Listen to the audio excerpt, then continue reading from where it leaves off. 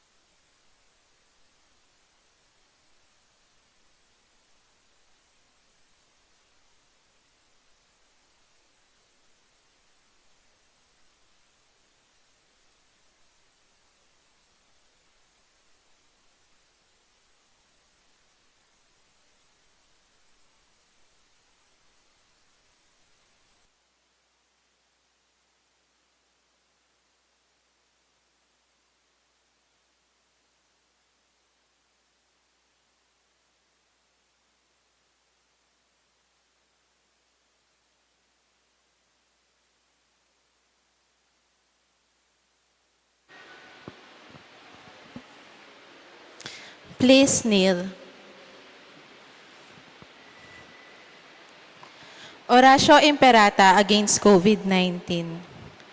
Merciful and compassionate Father, we come to you in our need to seek protection against the COVID-19 virus that has caused much suffering and even numerous death. We ask you now to look upon us with love and by your healing hand, dispel the fear of sickness and death, restore our hope, and strengthen our faith. We pray that you guide the people tasked to find cures for this disease and to stem its transmission. We pray for our national and local officials that they may choose and only procure only the most effective vaccines, transparently and only having the good of citizens in mind. Bless our efforts to use these vaccines to end the pandemic in our country. We pray for our health workers that they may minister to the sick with competence and compassion. Grant them health in mind and body, strengthen in their commitment, protection from the disease. We pray for those afflicted. May they be restored to health. Protect those who care for them. Grant eternal rest to those who have died. Give us the grace in these trying times to work for the good of all and to help those in need. May our concern and compassion for each other see us through this crisis and lead us to conversion and holiness. Grant all this through our Lord Jesus Christ, your Son, who lives and reigns with you in the unity of the Holy Spirit, God forever and ever. Amen. We fly to your protection, O Holy Mother of God. Do not despise our petition in our necessities, but deliver us always from all dangers. O glorious and blessed Virgin. Amen. Our Lady, health of the sick, Saint Joseph, Saint Raphael the Archangel, San Roque, San Lorenzo Ruiz, San Pedro Calungsod, Saint Nicholas of Tolentine, Our Lady of Lourdes of Cabetican. Please be seated. Let us include in our prayers in this Mass the thanksgiving offering of Mejia and David family, Mr. Reynaldo and Juliet Daag and family, Krisha Pineda, Patrick and Precious Maningas and family, Mejia and David family. Let us also pray for the quick recovery of Eduardo Lacanlale, Robert Josephson, Dr. Agnes Salvador, Sioni Pineda. Let us pray for the special intention of Mel and Gian Ocampo, Eric David. For our faithful departed, let us pray for the eternal peace of Pacifico Gonzalez, Javier Fineda, Cristina Benito Merinisa, Romeo Virginia Soledad Pablito Sr., Elsa Ordones, and all souls in purgatory. Let us stand.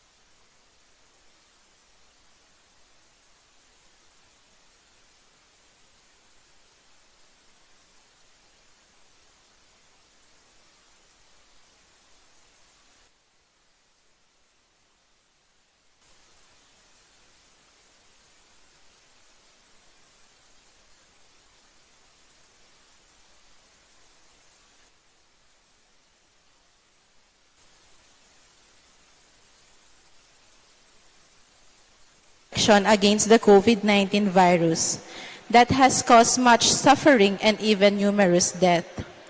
We ask you now to look upon the virus that has caused much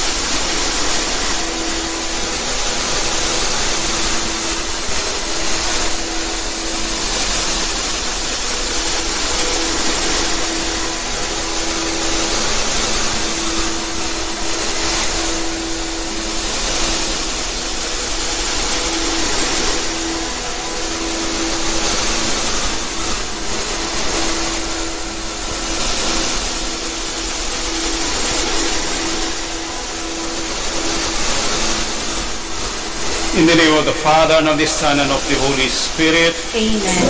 The grace of our Lord Jesus Christ, and the love of God, and the communion of the Holy Spirit be with you all. And with your spirit.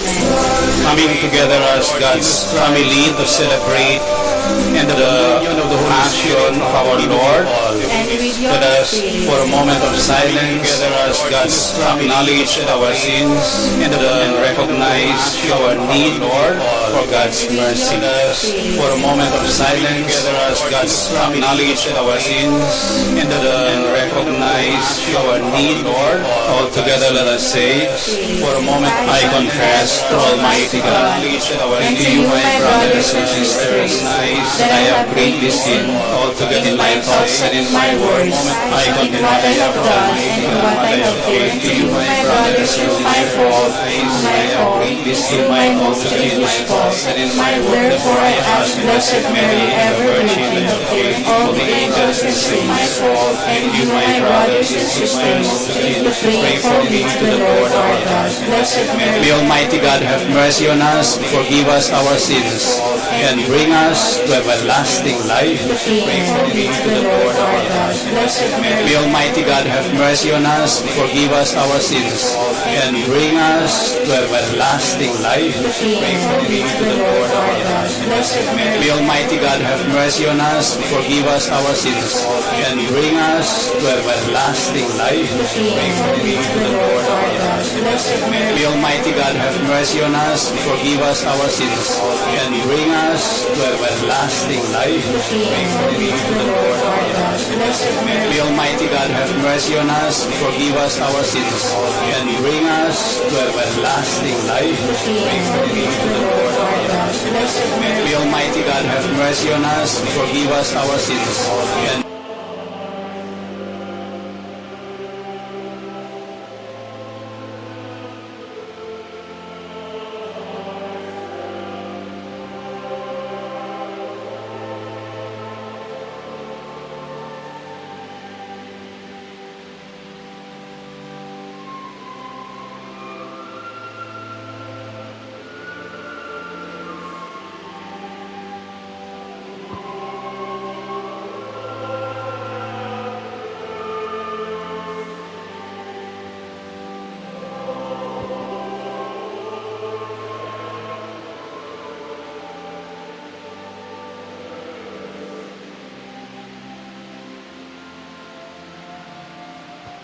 Let us pray.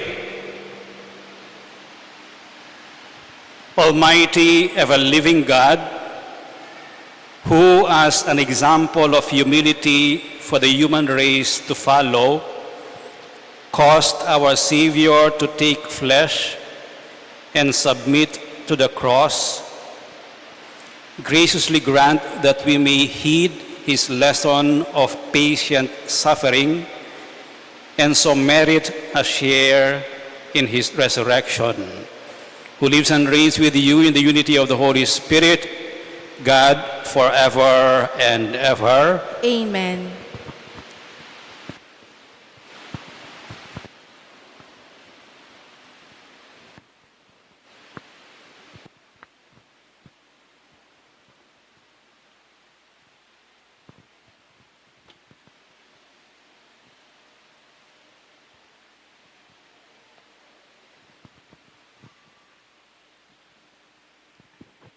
A reading from the book of the prophet Isaiah.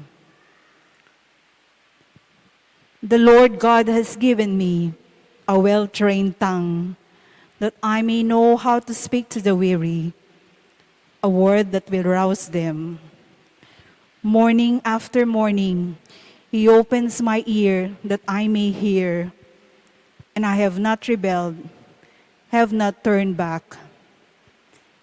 I gave my back to those who beat me, my cheeks to those who plucked my bird. My face I did not shield from buffets and spitting. The Lord God is my help, therefore I am not disgraced. I have set my face like flint, knowing that I shall not be put to shame. The word of the Lord. Thanks be to God. My God, why have you abandoned me? My God, why have you abandoned me? All who see me scoff at me. They mock me with parted lips. They wag their heads. He relied on the Lord. Let him deliver him. Let him rescue him if he loves him. My God, why have you abandoned me? Indeed, many dogs surround me.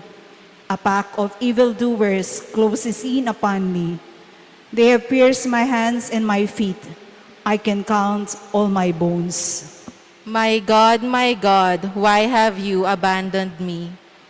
They divide my garments among them, and for my vesture they cast lots. But you, O Lord, be not far from me. O my help, hasten to aid me.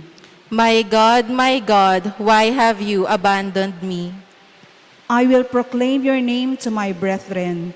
In the midst of the assembly, I will praise you. You who fear the Lord, praise him. All you descendants of Jacob, give glory to him. Revere him, all you descendants of Israel. My God, why have you abandoned me?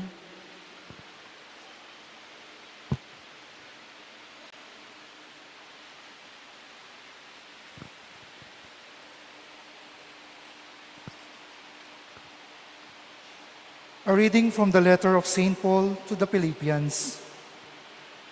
Christ Jesus, though he was in the form of God, did not regard equality with God something to be grasped. Rather, he emptied himself, taking the form of a slave, coming in human likeness, and found human in appearance. He humbled himself, becoming obedient to the point of death, even death on a cross.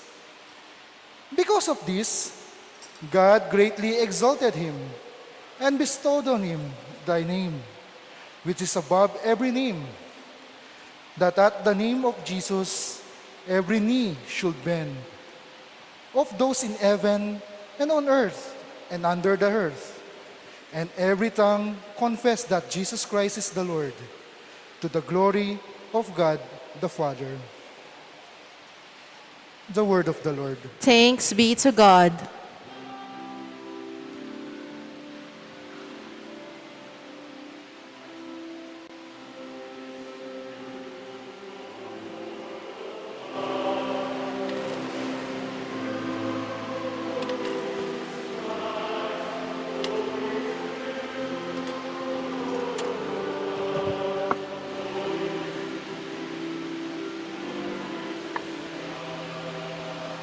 Christ became obedient to the point of death, even death on a cross. Because of this, God greatly exalted him and bestowed on him the name which is above every name.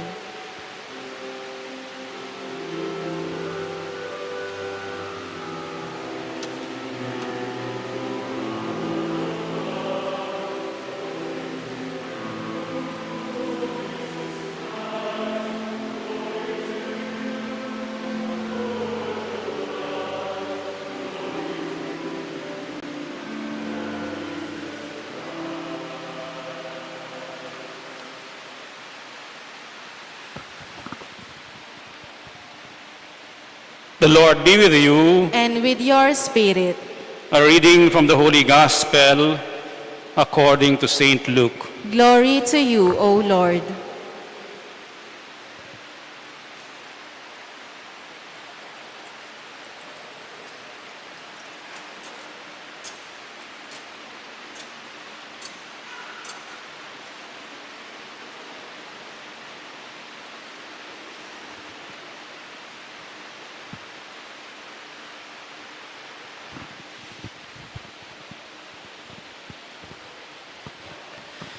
The Passion of our Lord Jesus Christ according to Luke.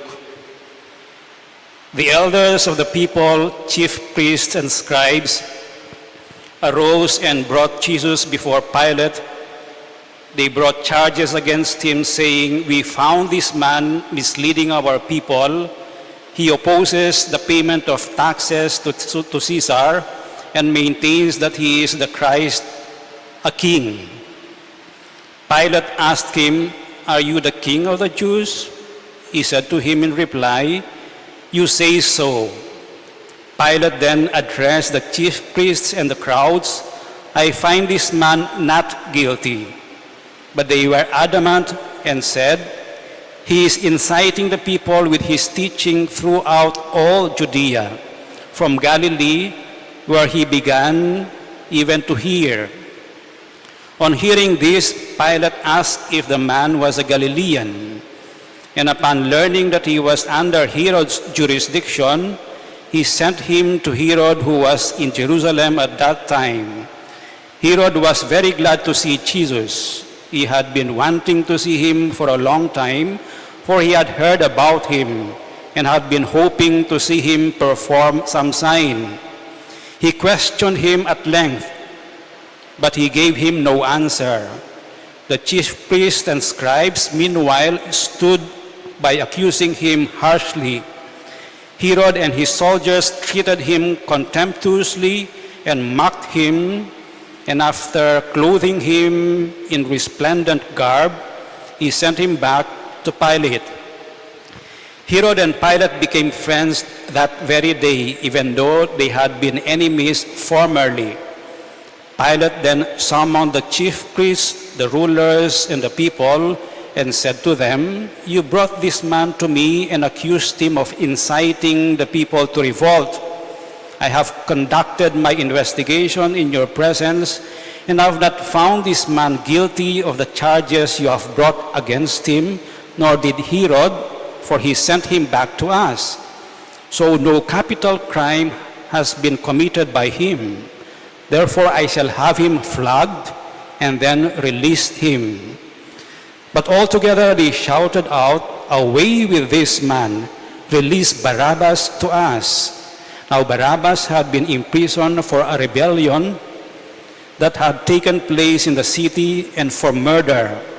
Again Pilate addressed them, still wishing to release Jesus, but they continued their shouting, "Crucify him! Crucify him!"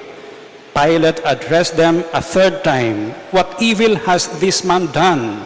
I found him guilty of no capital crime. Therefore I shall have him flogged and then release him." With loud shouts, however, they persisted in calling for his crucifixion, and their voices prevailed. The verdict of Pilate was that their demand should be granted. So he released the man who had been imprisoned for rebellion and murder, for whom they asked, and he handed Jesus over to them to deal with as to deal with as they wished. As they led him, they took hold of a certain Simon, a Cyrenian, who was coming in from the country. And after laying the cross on him, they made him carry it behind Jesus. A large crowd of people followed Jesus, including many women who mourned and lamented him. Jesus turned to them and said, "Daughters of Jerusalem, do not weep for me. Weep instead for yourselves and for your children. For indeed the days are coming when people will say, 'Blessed are the barren, the wombs that never bore, and the breasts that never nursed.' At that time, people will say to the mountains, 'Fall upon us,' and to the hills, 'Cover us.' For if these things are done when the wood is green, what will happen when it is dry?" Now 2 others, both criminals, were led away with him to be executed. When they came to the place called the Skull, they crucified him and the criminals there, one on his right, the other on his left. Then Jesus said, "Father, forgive them, they know not what they do." They divided his garments by casting lots. The people stood by and watched. The rulers, meanwhile, sneered at him and said, "He saved others, let him save himself, if he is the chosen one, the Christ of God." Even the soldiers jeered at him. As they approached to offer him wine, they called out, if you are king of the Jews, save yourself." Above him there was an inscription that read, "This is the King of the Jews." Now one of the criminals hanging there reviled Jesus, saying, "Are you not the Christ? Save yourself and us." The other, however, rebuking him, said in reply, "Have you no fear of God? For you are subject to the same condemnation. And indeed we have been condemned justly, for the sentence we received corresponds to our crimes. But this man has done nothing criminal." Then he said, "Jesus, remember me when you come into your kingdom." He replied to him, "Amen, I say to you, today you will be with me in paradise." It was now about noon, and darkness came over the whole land until 3 in the afternoon, because of an eclipse of the sun. Then the veil of the temple was torn down the middle. Jesus cried out in a loud voice, "Father, into your hands I commend my spirit." And when he had said this, he breathed his last. The centurion who witnessed what had happened glorified God and said, "This man was innocent beyond doubt." When all the people who had gathered for this spectacle saw what had happened, they returned home beating their breasts. But all his acquaintances stood at a distance, including the women who followed him from Galilee and saw these events. The Gospel of the Lord. Praise to you, Lord Jesus Christ.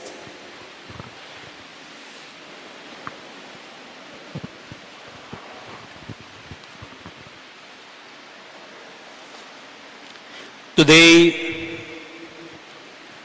we remember, we commemorate the passion of our Lord Jesus Christ. It started with his entry into Jerusalem and his entry into his passion and death. Let us take the analogy of a parade. Today, we commemorate a parade. A parade, we are fond of watching parade. And during this time, maraming parada sa mga nagkakampanya. May motorcade, mayroong walk for a cause. Parade includes a lot of forms. Yung prosesyon, parada yan. No, prosesyon ng mga mahal na santo. No? Yung demonstration, rally sa daan. No, naglalakad, may placards, merong mga sinisigaw na mga issues. Itaas ang sahod ng mga manggagawa. Ibaba ang gasolina. Yan. Isang uri ng parada yan. O kaya, a celebration, pag December, yung mga movies, mga pelikula ng mga Pinoy, no? Yung pinaparada yung mga artista, tsaka yung kanilang ginawang pelikula. O sometimes, in different countries, yung mga Pinoy, pag Independence Day, meron silang parada to celebrate Independence Day. The parade, palagi yung bongacious, palagi yung malaki. No? Merong karo, o kaya floats, o kaya different characters. The purpose of the parade is to grab the attention ng mga onlookers, ng mga watchers, ng mga nanonood. Kaya nga malaki o kaya masigla ang kulay, o kaya pag prosesyon paggabi, may ilaw, may bulaklak, to grab the attention ng mga dinadaan ng nanonood. And not only to grab the attention, but to hold that attention ng mga tao.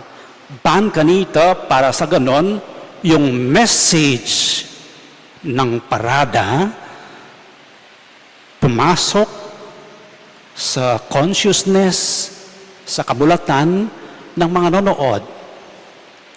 The purpose of the parade is to attract attention and to engage yung mga onlookers into action. Ngayon, yung mga iba-ibang nagkakampanya, merong kumakanta, merong mga artista, merong nagsasalita to get our attention, to convey the message. Isa lang ang hinihingi nila. Iboto nyo ko. Iboto nyo kami. Pero ang dami-daming gasolinang nagagasta sa motorcade, di ba? Ang dami-daming mga paraphernalias, iba-ibang kulay.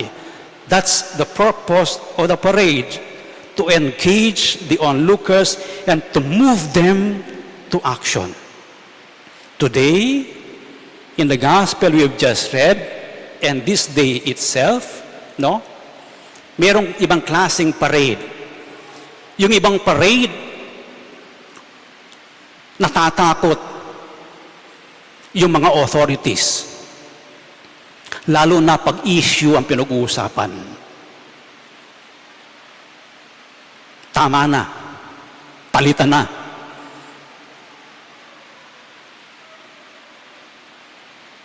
Ibaba ang gasolina. Kapag sumisigaw ng ganyan, pag-issue ng pinag-uusapan, natatakot ang mga authorities. So nagpapadala sila ng pulis. O kaya hinaharang yung mga sasama sa kampanya. O kaya sa social media, labanan. No, kasi natatakot sa kanilang posisyon. The same was true with the time of Jesus. When he entered Jerusalem, Jesus organized his parada. Ano ginawa niya? Inutusan niya yung 2 disipulo niya, pumunta kayo sa next barrio. kunin niyo yung donkey doon. Pag tinanong kayo, sasabihin niyo, kailangan ng maestro. Sasakyan niya yung donkey. He organized his own parade to Jerusalem first. No? And nung nagpaparada na sila, sumisigaw ng praises, ng pasasalamat yung mga tao. Blessed is he who comes in the name of the Lord. Hosanna, Hosanna. And when they were shouting, yung mga Pharisees natakot. Sila kasing nakaposisyon nun eh. Natakot sila. Pwede ba i-tone down ninyo yung mga boses niyo? And Jesus said, no. Let them shout. If they don't shout, yung mga bato ang sisigaw of praises to God. Natakot ang mga authorities because of the first parade ni Jesus. But the first parade was to Jerusalem only. And Jesus, hindi lang niya inorganize ang kanyang pagpunta sa Jerusalem, pero alam niya kung bakit siya pumunta sa Jerusalem. There, he will be sentenced to die. There, he will die and he will suffer. Let us take a look at his second parade from Jerusalem or in Jerusalem. Actually, nag-umpisa yung kanyang suffering and death. This Sunday is called the Passion Sunday. So ang passion ni Jesus, ang suffering and death niya, napakabigat. Mahirap. Jesus had a very difficult time. It started with the Last Supper. He ate it with his disciples. Pero, dalawang bagay ang siguro ikinasakit ng kalooban niya that made him suffer. Kasulo niya, kasama niya sa pagkain, yung nagtaksil sa kanya, one of you will betray me, so that the Son of Man will be turned to the authorities and die. Judas, one of his disciples, betrayed him. Imagine that. Kaibigan mo, kapamilya mo, pinagtaksilan ka. Or, gumawa ng action sa likod mo to hand you over to die. The second thing is, yung mga disciples niya, akala nyo mababait lahat yan? While they were eating, what were they talking about? They were talking about kung sino ang marangal sa kanila. Kung sino ang mataas sa kanila. They were jockeying for positions. Itong kanilang maestro was about to die. That was difficult for Jesus. Next, Jesus went to the Mount of Olives to pray. The agony in the garden. Alam niyo yung agony niya doon? He was slowly being alone. He was praying to his Father. While he was praying, tinulugan siya ng mga disipulo niya. Can you imagine that? Dapat mag-vigil siya kasi si Jesus takot din sa kamatayang inaharap niya. But he was praying, Father, if it is possible, remove this cup of suffering from me, but it is your will, and your will be done. While he was praying, kita niya yung mga disciples niya, tulog. They could not even accompany him in his prayer. And you will see, or in the Gospels you will see, you will read, slowly, yung mga disipulos niya, hindi lamang siya tinulugan, they will distance themselves from him. They will slowly abandon him. First na si Peter, ang leader ng mga apostles. He denied him 3 times. Can you imagine that? Every day kasama niya si Peter, and when Peter was asked, "Are you not with him? Are you not with this man? Are you not also Galilean?" 3 times Peter said, "I don't know what you're talking about. I don't know who this man is. I've never met him." Denial. And Jesus knew that.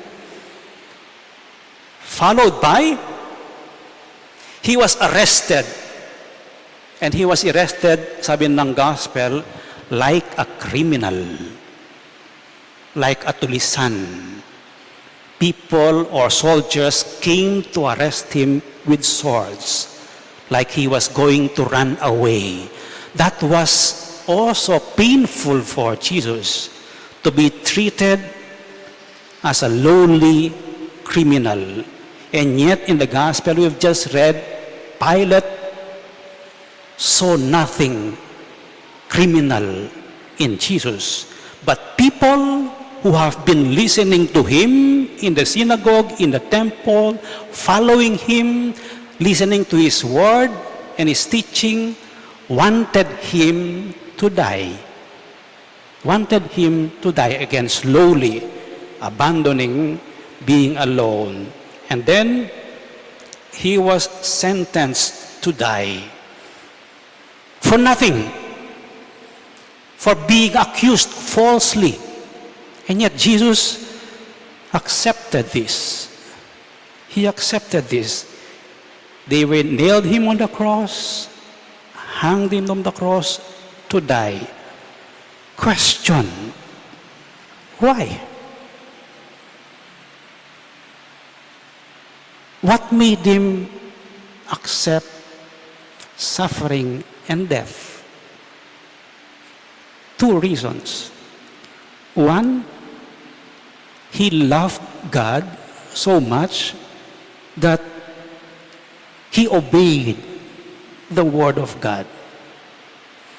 That this is God's plan of bringing back his people. This is part of the covenant, kasunduan ng Diyos sa atin. I will be your God, you will be my people, and I will not abandon you kahit na tinatakwil niyo ako.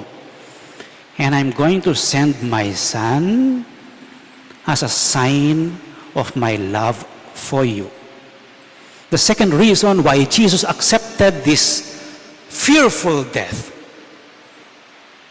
was because he loved us, he loved his people so much.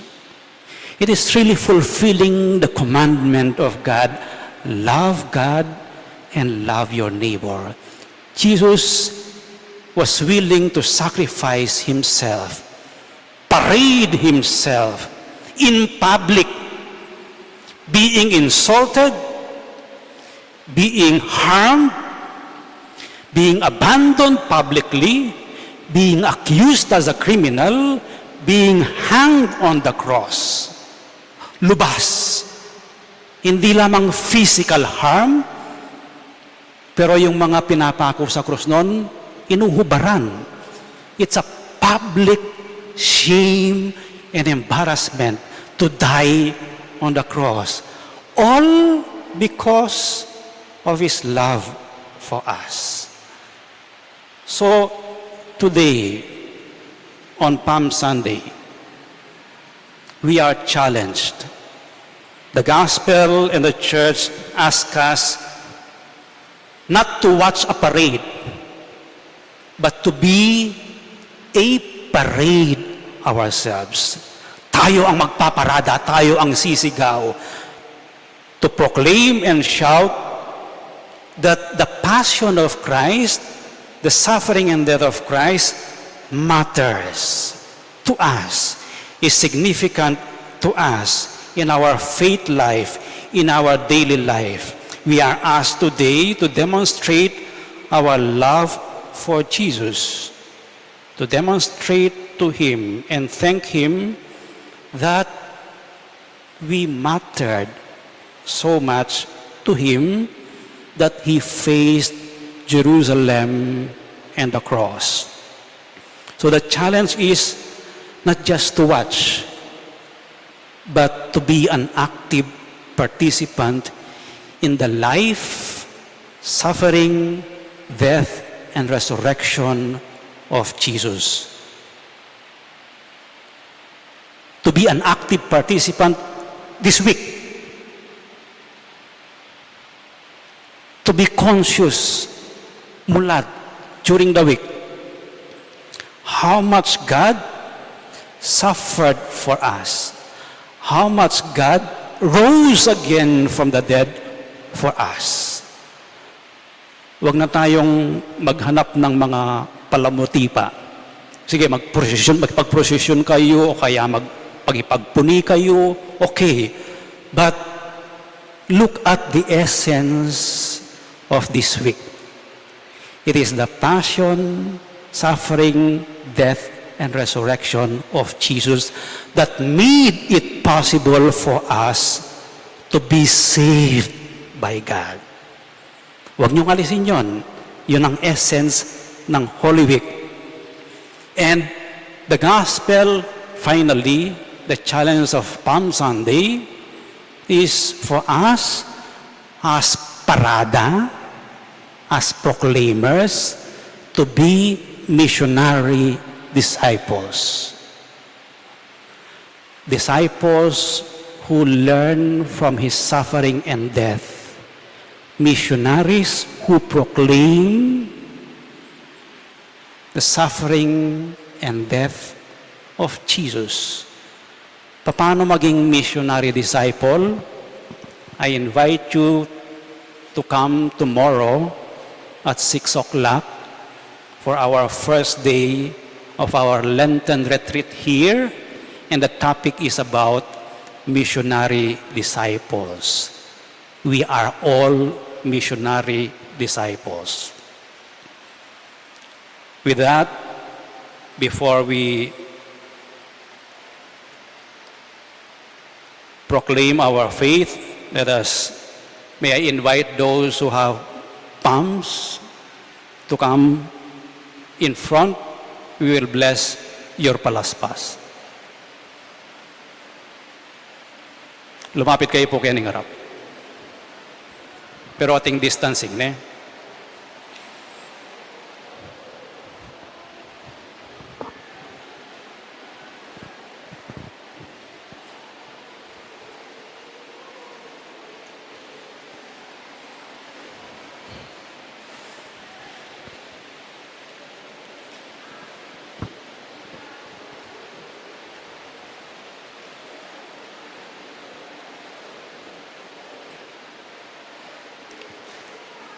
Dusog ko pa kita.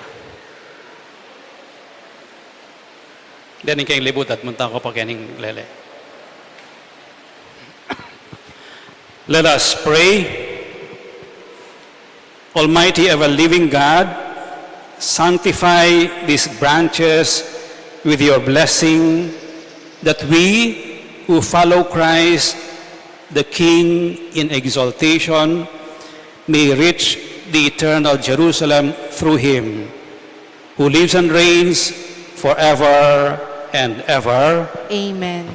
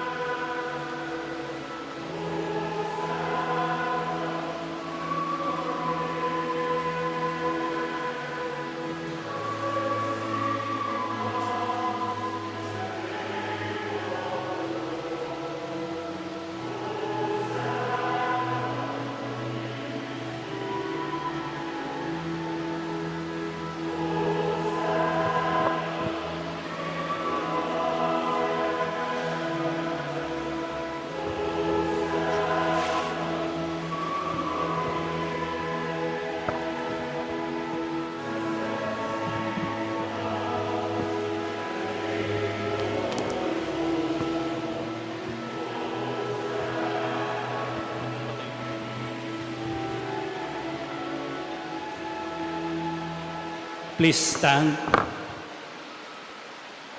All together let us say, I believe in God, the Father Almighty, maker of heaven and earth, of all things visible and invisible.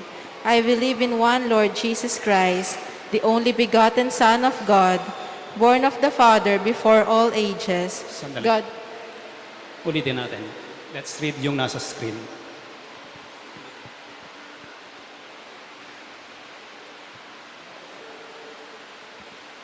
Altogether, I believe in God, the Father Almighty, creator of heaven and earth, and in Jesus Christ, His only Son. And in Jesus Christ, next slide.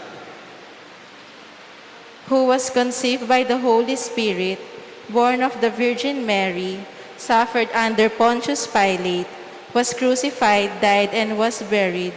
He descended into hell. On the third day he rose again from the dead. He ascended into heaven and is seated at the right hand of God the Father Almighty. From there he will come to judge the living and the dead. I believe in the Holy Spirit, the Holy Catholic Church, the communion of saints, the forgiveness of sins, the resurrection of the body, and life everlasting. Amen. Our King has entered his city. Our palms and cries of homage fade away as the words of the gospel tell the story of his suffering and death. Let us bring our prayers to the Father. Through the Son, he gave up for us with love beyond our comprehension. And let our response be, Lord, hear our prayer. Please repeat. Lord, hear our prayer.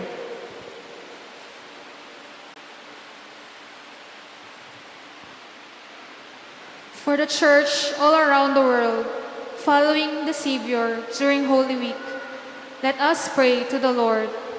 Lord, hear our prayer.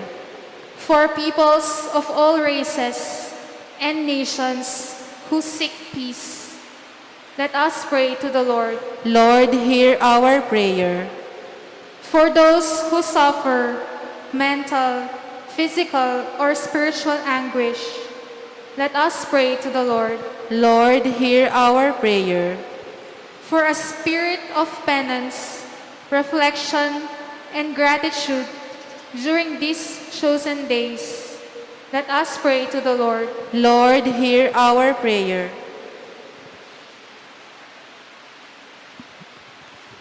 Lord and Father, with serene courage, your Son went forth to die for us.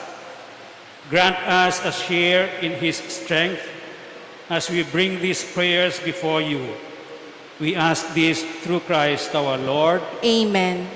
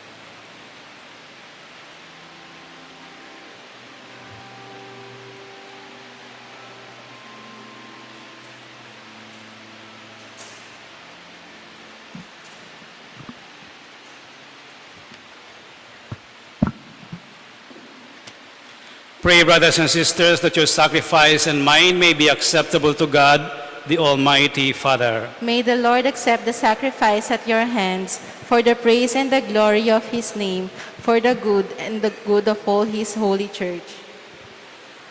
Through the passion of your only begotten Son, O Lord, may our reconciliation with you be near at hand, so that though we do not merit it by our own deeds, yet by this sacrifice made once for all, we may feel already the effects of your mercy. We ask this through Christ our Lord. Amen. The Lord be with you. And with your spirit, Lift up your hearts. we lift them up to the Lord. Let us give thanks to the Lord our God. It is right and just. It is truly right and just, our duty and our salvation, always and everywhere to give you thanks, Lord, Holy Father, Almighty and eternal God, through Christ our Lord. For though innocent, he suffered willingly for sinners and accepted unjust condemnation to save the guilty. His death has washed away our sins, and his resurrection has purchased our justification. And so with all the angels, we praise you, as in joyful celebration we acclaim,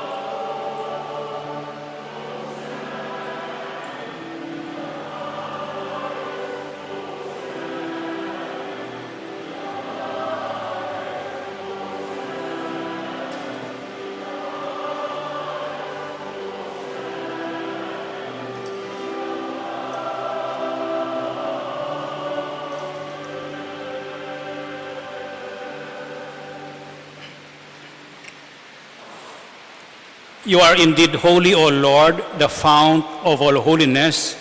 Make holy therefore these gifts, we pray, by sending down your Spirit upon them like the dewfall, so that they may become for us the body and blood of our Lord Jesus Christ.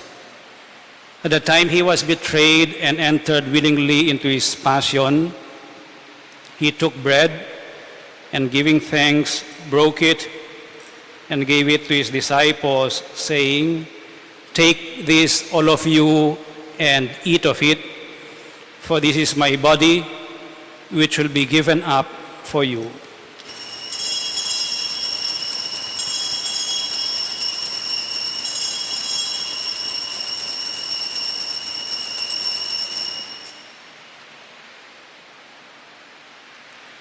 In a similar way, when supper was ended, he took the chalice and once more giving thanks, he gave it to his disciples, saying, "Take this, all of you, and drink from it, for this is the chalice of my blood, the blood of the new and eternal covenant, which will be poured out for you and for many for the forgiveness of sins.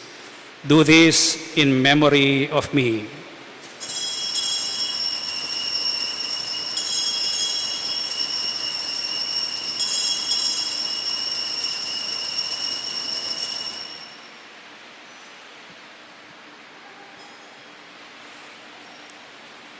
The mystery of faith.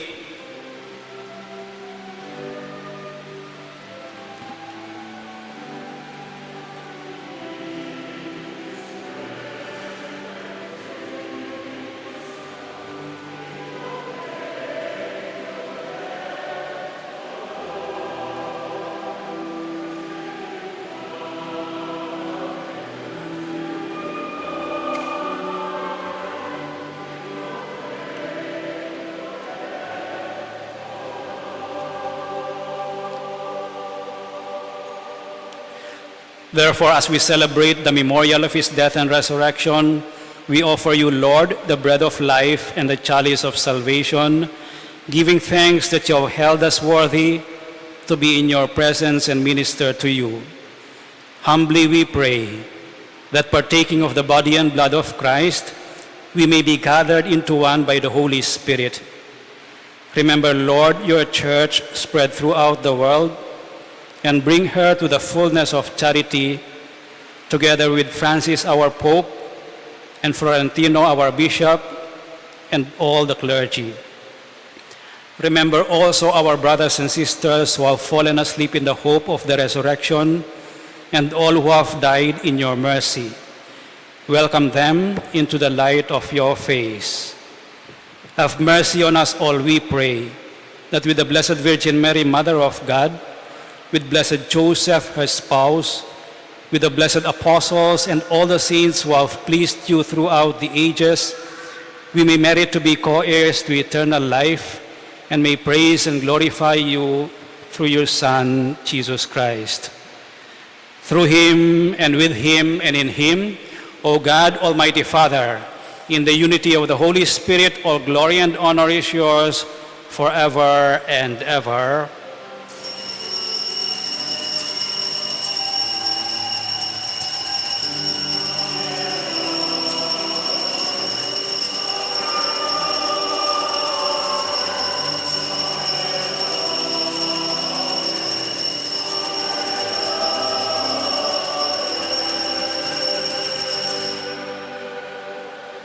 With faith and confidence, now let us pray for the coming of the kingdom as Jesus taught us.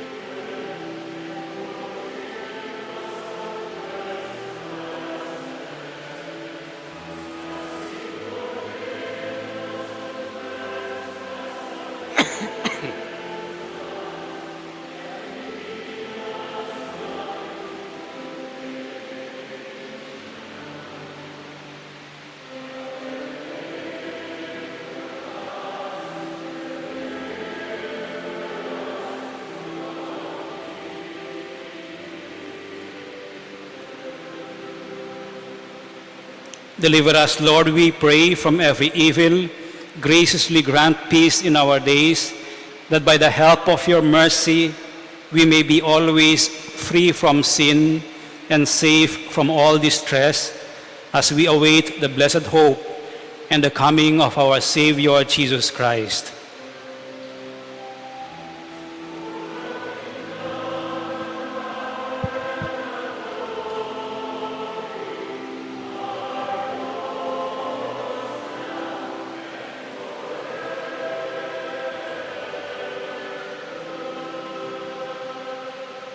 Lord Jesus Christ, who said to your apostles, "Peace I leave you, my peace I give you," look not on our sins, but on the faith of your church, and graciously grant her peace and unity in accordance with your will, who live and reign forever and ever. Amen. The peace of the Lord be with you always. And with your spirit. Let us share with one another now the peace of Christ.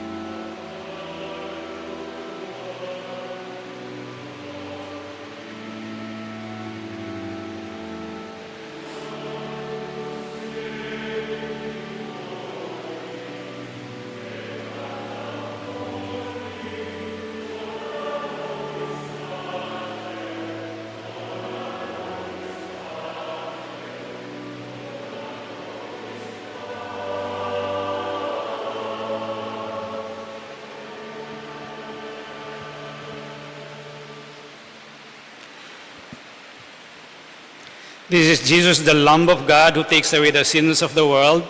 Happy are those who are invited to partake of this most holy communion. Lord, I am not worthy that you should enter under my roof, but only say the word and my soul shall be healed. Act of spiritual communion. My Jesus, I believe that you are present in the most holy sacrament. I love you above all things, and I desire to receive you into my soul. Since I cannot at this moment receive you sacramentally, come at least spiritually into my heart. I embrace you as if you were already there and unite myself wholly to you. Never permit me to be separated from you. Amen.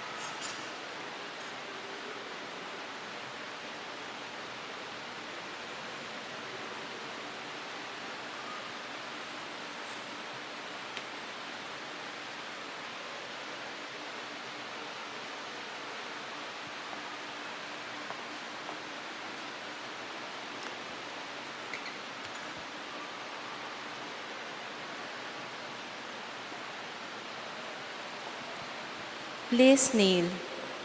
Prayer for the 2022 national and local elections. Let us pray that the forthcoming national and local elections may truly reflect the will of the Lord who guides the destinies of nations. For every petition, let us pray together. Deliver us, Lord. Please repeat. From coercion, intimidation, violence, and terrorism. From dishonesty, lies, and all distortion of truth.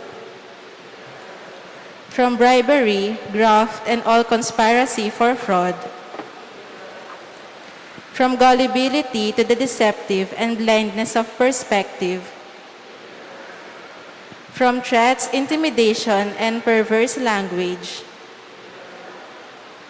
Let us pray together. Hear us, Lord. Please repeat.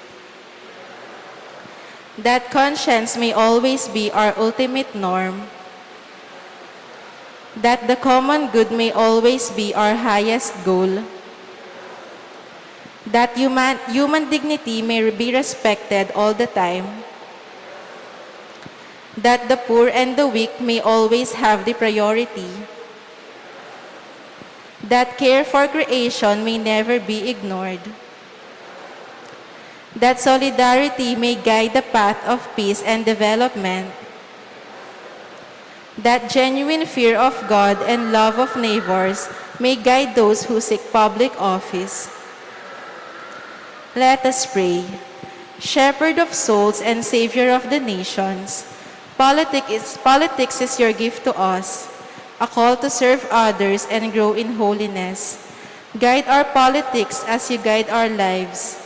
May our political engagement for voters and candidates bring glory to your loving name and help us grow in holiness forever and ever. Amen. Let us pray.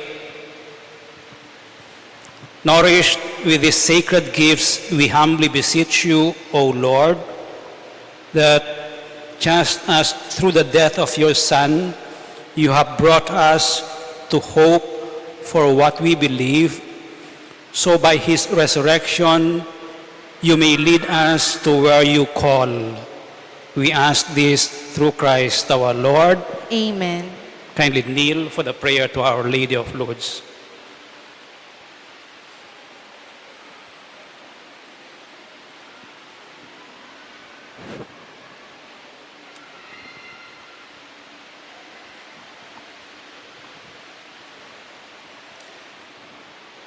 Prayer to Our Lady of Lourdes, all together please. Ever Immaculate Virgin, Mother of Mercy, Health of the sick, Refuge of sinners, Comforter of the afflicted, you know my wants, my troubles, my sufferings. Look with mercy on me. By appearing in the grotto of Lourdes, you are pleased to make it a privileged sanctuary whence you dispense your favors, and already many sufferers have obtained the cure of their infirmities, both spiritual and corporal. I come therefore with complete confidence to implore your maternal intercession. Obtain, O loving Mother, the grant of my requests. Through gratitude for your favors, I will endeavor to imitate your virtues, that I may one day share your glory. Amen. Our Father who art in heaven, holy be your name, your kingdom come. Your will be done on earth as it is in heaven. Give us this day our daily bread, and forgive us our sins, as we forgive those who sin against us. Do not bring us to test, but deliver us from evil. Amen. Hail Mary, full of grace, the Lord is with you. Blessed are you among women, and blessed is the fruit of your womb, Jesus. Holy Mary, Mother of God, pray for us sinners, now and at the hour of our death. Amen. Glory be to the Father, and to the Son, and to the Holy Spirit. As it was in the beginning, is now, and ever shall be, world without end. Amen.